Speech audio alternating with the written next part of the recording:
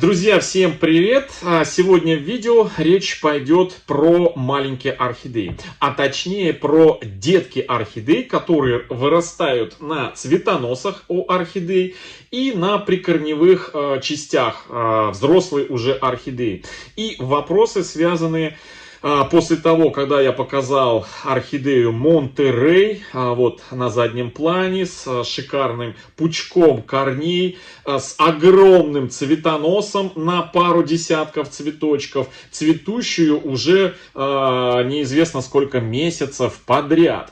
И эта деточка выросла на одной из почки на цветоносе мамы орхидеи. И, соответственно, возникли вопросы, как добиться того, чтобы у этих деток, появившихся и на цветоносе, и на прикорневой части основания орхидеи взрослой, как добиться того, чтобы у них полезли собственные корни. Это раз. И второе, чем и как ухаживать за этими орхидеями, за маленькими этими орхидеями, чтобы они чувствовали себя хорошо. И вот сегодня я хотел посвятить на эту тему небольшое видео. И для этого покажу две орхидеи. Одну из которых, наверное, я не знаю, одна из которых является прям вот легендой нашего канала. Это вот на заднем плане вот это вот стоит орхидеюшка, это шоколадная каменная роза. Ну, скажем, лейб и канала, и групп Архамания ВКонтакте и Фейсбуке. Но начну, значит, с чего? Первое. Прошлый раз, когда показывал про орхидеи Монтерей, увидели вот эти вот красоток, вот этих вот деток. И, значит, первое, о чем хочу рассказать, значит, до начала, когда мы эту орхидеечку отделили от нее деточку, у нее осталось еще две детки на цветоносах. И 3 месяца назад, январь, февраль, март, ну уже 4 месяца назад, у этих деточек корней на цветоносах, ну вот, видите, вот одна деточка, вот, и вот вторая деточка, видите. У обоих этих деточек практически, ну, у одной совсем корней не было, а у второй был такой маленький небольшой корешочек, вот, который уходит вот вниз, если посмотрите. И мы эти орхидеи стали, собственно, как вот эту вот орхидею, точно так же и деточек стали эти орхидеи стимулировать. Есть у нас прекрасно зарекомендовавшее средство. Его я использую прямо в показном порядке вот на Монтереях. У нас есть плейлист про Монтереи, где я показываю не только пересадку Монтереев и вот этого Монтерея, это пилорик Монтерей, и того Монтерея, у которого большая детка на цветоносе с цветоносом собственным и собственным пучком корней, корни, которые мы заправляли в горшок. И там я рассказываю, как стимулирую я эти орхидеи, чтобы они, ну, во-первых, антистрессовые какие-то выработали у себя вот, навыки, вот так вот скажу, да, и чтобы они простимулировались, деточки в том числе, для роста корней. Я уже показывал, это вот такой вот хороший стимулятор, антистресс и в то же время улучшающий, ускоряющий процесс фотосинтеза. Но, значит, возникает вопрос, это же не подкормка, это не удобрение, это витамины с янтарной кислотой. То есть это стимулятор. Хорошо, простимулировали, а дальше вот начала орхидея по чуть-чуть пробила корешочки. Корешки пошли, как поддержать орхидею. А здесь уже, друзья, включаются вот такие вот спреи. Это уже удобрение. Это внекорневая подкормка. И вот таким средством, ну это вот в моем случае это буйские удобрения. Вот, для орхидей. И в его составе прям весь комплекс микроэлементов, необходимых для наращивания корневой системы, для роста листочков и так далее и тому подобное. Все это, друзья, и первый стимулятор, и подкормку можно, конечно же, объединить два в одном. И это мы тоже с вами уже применяли, но мы не применяли на детках, но прекрасно применяли этот спрей на других орхидеях, часть из которых на заднем плане прекрасно растет. Это средство, вот это вот... Нравится орхидеям, которое называется в Красноярске, оно выпускается. Это такой спрей. Здесь и янтарная кислота, здесь и, значит, хитозан, и комплекс удобрений, то есть и стимулятор, и подкормка в том числе, азот, фосфор, калий, и еще немножко различных микроэлементов, полезных для орхидей. Результат очень хороший. Но, друзья, можно нарваться на, скажем, косячную партию. Ну, я так назову своим языком, так оно и есть. Производитель зимой взял вместо спрея, который такой похож, знаете, на не крепкий чай, легкий чай по цвету, взял на линии, залил туда гуаматовое удобрение для огородников, то есть такое на нефть похожее. Вот. Ну, просто признал свою ошибку, что на линии не успели поменять баки и залили вот в эти вот емкости, залили гуаматовое удобрение. Ну, вроде бы как ни извинений не принес, ничего. Ну, сказал, что гуаматовое удобрение тоже, собственно говоря, неплохо. Но я знаю немало архаманов, которые, насмотревшись нашего положительного результата вот от настоящего содержимого вот этого вот стимулятора и подкормки, применили вот то гуаматовое удобрение, обрызгав своих, они пожгли, просто пожгли. Я бы на месте производителя изъял бы ту партию, которую он бросил по всей России, во все магазины. Она до сих пор, вот я буквально на днях заходил в Ашан, посмотрел, чернючая жидкость гуаматовая. Но откуда люди, которые не смотрят наш канал, не общаются в социальных сетях с другими архаманами, да, откуда они могут знать, что то, что сейчас продается, вот под этой маркой нравится орхидеям, Ивановская цветочная оранжерея, залито не то, что должно быть. Естественно, берут, брызгают и потом пишут, что ой, корни закуклились, листочки пожухли, орхидея сгорела, друзья, получила ожог от гуаматовых удобрений. Ну, это навоз, по большому счету, да, и мы брызгаем ее, то, что нужно растворять с большим количеством воды и поливать овощи в огороде, да, люди брызгают вот на нежные корешочки и орхидеечки. Это очень и очень плохо. Здесь, конечно, большой ущерб себе нанес вот этот производитель. Город Красноярск, улица Затонская, 46Ж. ООО «Биотехнологии». Они, кстати, стали сейчас грунт выпускать, тоже не особо хорошего качества, с плесенью. И люди выставляют фотографии и жалуются, что теперь с этой плесенью делать. Ну ничего, просушить и можно использовать. Но все равно неприятно.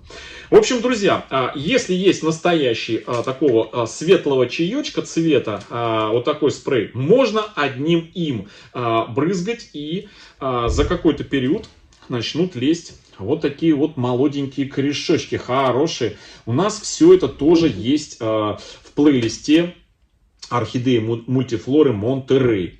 Вот. Это вот я сейчас рассказываю, чем и как можно простимулировать и подкормить. Другой момент. Это вот что касается именно непосредственно деточек на цветоносах. Возникает вопрос, а как, значит,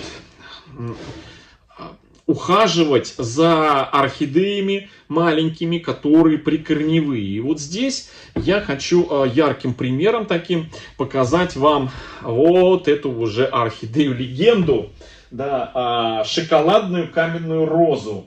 Потихонечку я ее сейчас достану. Вот. шоколадная каменная роза. У нас есть отдельный плейлист про эту орхидею. Так и называется. Орхидея каменная роза. Там все про нее собрано. И про другие каменные розы там тоже все собрано. Но появилась она у нас в 2018 году. Купил я ее в Ашане, квелую. Купил ее из-за того, что у нее была еще и детка от основания. Вот она, эта деточка.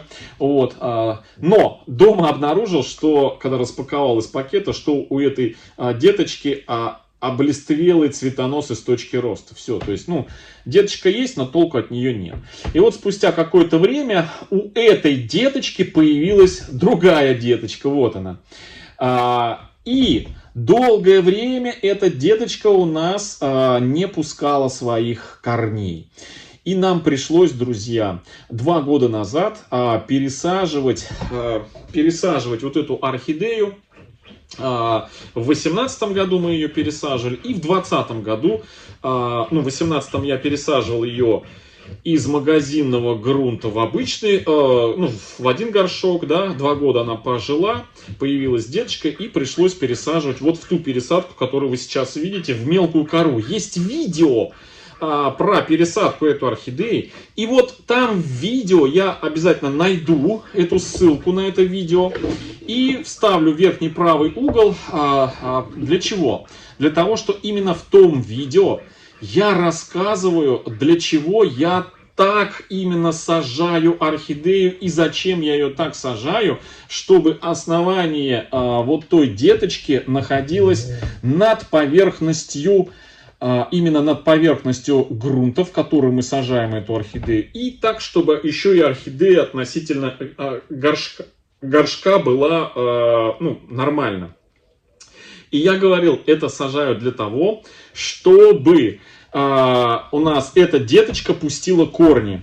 Вот. И, значит, мало того, что посадить нужно было так именно, я еще говорил, что поливать, когда буду, замачиванием, да, то есть поливать буду, я лить воду буду всегда вот с этой вот стороны, где находится основание вот этой вот деточки над поверхностью грунта. То есть, таким образом у меня постоянно будет смачиваться именно только здесь, верх грунта. И это влажный участок поверхности грунта будет, создавать влажность от основания этой орхидеи маленькой, и таким образом стимулировать выпуск своих корешков. Да, и действительно, спустя некоторое время деточка, вот они, видите, все корешки ее, выпустила собственные корни. И этих корней там уже куча-кучная наросло. Соответственно, льешь сюда воду, вода поднимается вот так вот, и все. Вот. А когда мы замачиваем орхидеи, да, мы же, у нас верх-то не промачивается, да, но это чтобы еще и исключить появление этих комариков, чтобы хотя бы 2-3 сантиметра от поверхности было сухим. Тогда вероятность того, что заведутся грибные комарики и различные там насекомые, которые любят на поверхности плодиться, размножаться, откладывать личинки, она меньше. Потому что слой сухой, и им не очень комфортно в сухой среде. Вот. А вот на этом участке здесь постоянно влажность была. И эта влажность простимулировала рост корешков. Вот вы сами видите. Ссылку я оставлю на пересадку этой орхидеи. Можете подробно посмотреть. То есть вот 2 таких составляющих момента для деток орхидей. Как посадить ее, чтобы детка прикорневая нормально пустила корешочки. И как стимулировать, ухаживать и подкармливать орхидеи вместе с детками, чтобы они тоже начали наращивать корешочки и начали нормально растить. Что, собственно говоря, и вот с этой деткой можно стимулировать непосредственно прям ее вот этим вот тоником. У нас, кстати, есть плейлист, как такой тоник изготовить в домашних условиях в 20 раз дешевле. В разделе плейлистов можно найти, посмотреть домашний тоник для орхидей. Там несколько видео, как приготовить, как применять и как хранить. Там все есть. Подкармливать можно вот этим буйским. Я сейчас показываю то, что бюджетно на самом деле. То есть то, что в большинстве встречается в магазинах. Но у нас, кстати, есть видео, спрей для орхидей, где я рассказываю про буйские удобрения, как обычный простый флакончик, из него приготовить вот такой вот для внекорневой подкормки. Почему я об этом говорю? Потому что именно через листья орхидею лучше кормить по листьям, у которых еще нету корешков. И стимулировать, и подкармливать вот именно вот спреями, вот подобными спреями. Можно заменить на два в одном, как говорится, вот этим вот спреем, да. Но это если при условии, что он настоящий. Сейчас практически во всех магазинах у нас, где он лежит, я схожу, смотрю, он не настоящий. Там не то. То, что сейчас залито и продается, по-моему, декабрьская партия 2021 года, вот, она неправильная. То есть она гуаматовая. Вот, то есть совсем не то, что нужно. Она именно сжигает. Вот, поэтому обращайте на это внимание. Еще раз повторюсь, у нас было видео тоже в разделе плейлистов «Внекорневая подкормка» и спрей для орхидей. Там есть видео, в котором я показываю, как, собственно, отличить. Можно просто вот взять вот такой вот ватный диск. Настоящее, оно будет вот такого цвета, видите? Вот. Ну, такого прям бледно-желтенького вот. Такого вот. А не настоящее, друзья, то есть гуаматовое, будет прям черное, как, знаете, как нефть. Прям очень-очень будет, ну, такое мазаться, грязниться и оставлять пятна. Вот. На это, друзья, обязательно обращайте внимание. Вот это вот правильный раствор. Вот его можно покупать и использовать. Все, что чернее, это уже не очень хорошо. В общем, друзья, надеюсь, я ответил на вопросы, чем ухаживать за детками орхидей без каких-либо танцев с бубнами вокруг них. Конечно, есть еще и масса других способов простимулировать корни. Это Rebuff Extra. Периодически, раз там в 10-20 дней мазать основание Rebuff Extra этой деточки. Вот. Но Rebuff Extra сейчас, знаете, не везде продается. Есть, скажем так, более доступные способы и стимуляторы для того, чтобы корни у орхидей проклюнулись у маленьких и чтобы они себя хорошо чувствовали, чем и как лучше всего подкармливать. В общем, друзья, вот такое сегодня видео. Всем хорошего настроения, всем добра, здоровья и до встречи в следующем видео. Всем пока-пока.